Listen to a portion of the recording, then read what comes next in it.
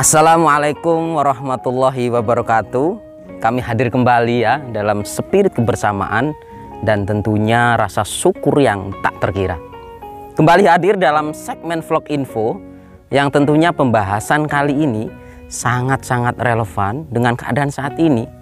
Keadaan yang selalu berulang terjadi di negeri ini, yaitu kelangkaan pupuk saat musim tanam tiba.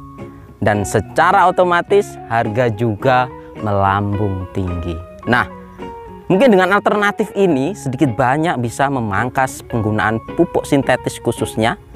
Tanah juga jauh lebih sehat dan tentunya hasil panen tetap berlimpah. Jadi, simak terus pembahasannya.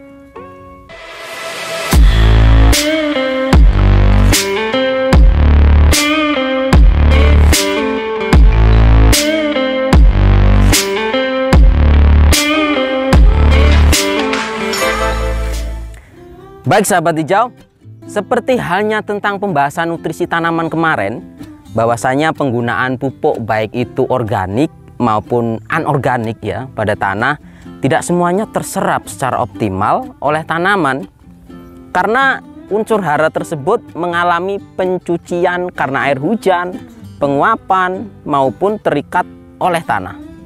Hal inilah yang menyebabkan rendahnya efisiensi pemupukan.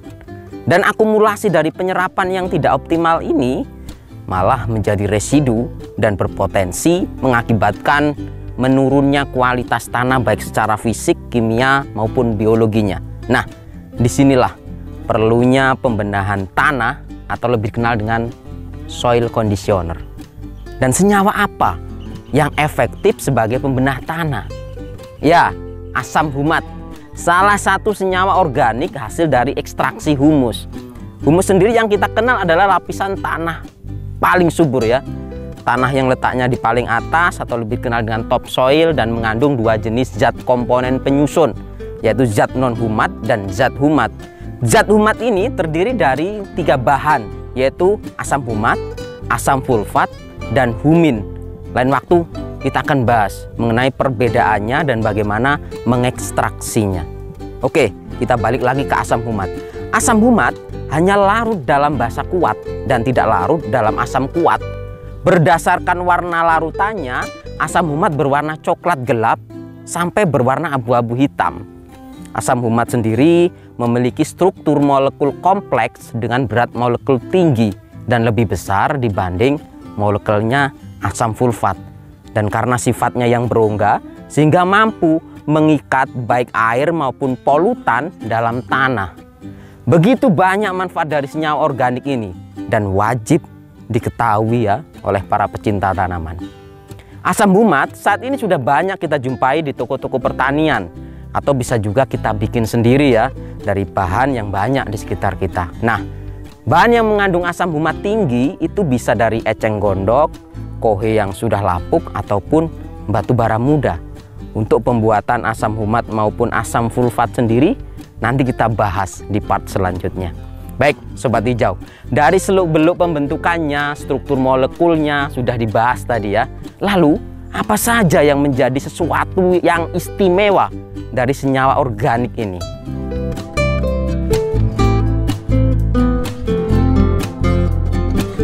Yang pertama, asam humat secara fisik mampu memperbaiki sifat dan struktur tanah. Ya, jadi senyawa ini karena sifat molekulnya berongga, ia mampu secara optimal menangkap kemudian mengikat baik itu air maupun unsur hara makro mikro. Jadi penggunaan asam humat ini mampu melindungi unsur hara makro baik mikro dari pencucian air hujan maupun penguapan. Kelembapannya terjaga dan pupuk terserap optimal. Sekaligus juga asam humat ini berperan sebagai agen chilator, yaitu agen chilator alami untuk ion logam seperti Fe, mangan, zinc. Dengan fungsinya sebagai chilator, maka unsur logam ini langsung bisa diserap oleh tanaman. Tidak perlu proses memasak menjadi barang jadi dengan waktu yang lama.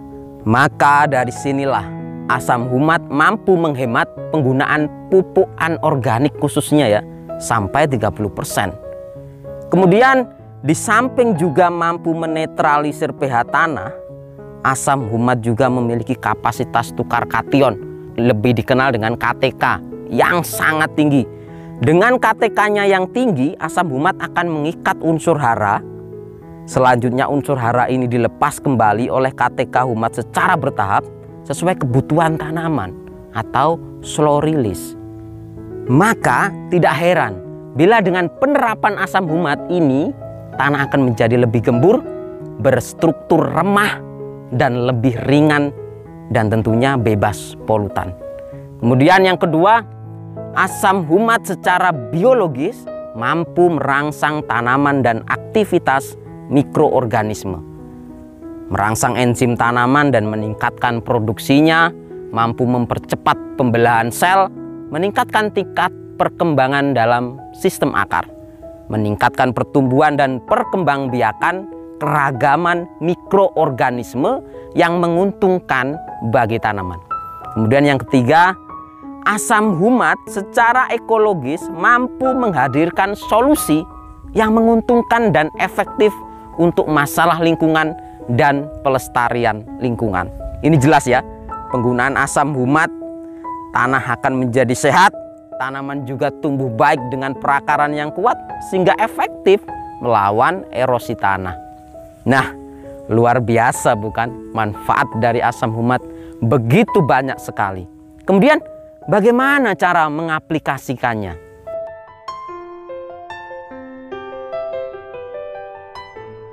Asam humat sendiri dalam peredarannya ada berbentuk cair maupun padat maupun granul ya, atau serbuk ada. Nah, ini bebas, suka-suka sahabat hijau mau pilih produk pabrikan yang bagaimana. Kemudian penggunaannya bisa dikocor atau disiram pada lahan ya. Ini lebih bagus untuk disiram pakai gembor.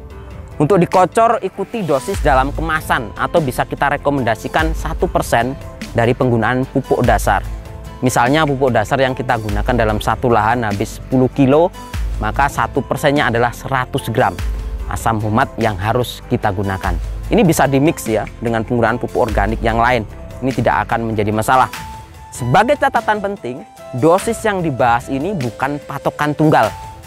Jadi bebas bereksperimen sampai menemukan dosis penggunaan terbaik. Oke, sahabat hijau, sekiranya sebagai pembahasan dasar tentang asam humat ini lebih dari cukup. Dan selebihnya pembahasan yang mendalam akan kita lanjutkan di part berikutnya. Baik, terima kasih sudah menyimak, mudah-mudahan ada manfaat. Saya Jo, salam hijau semilir.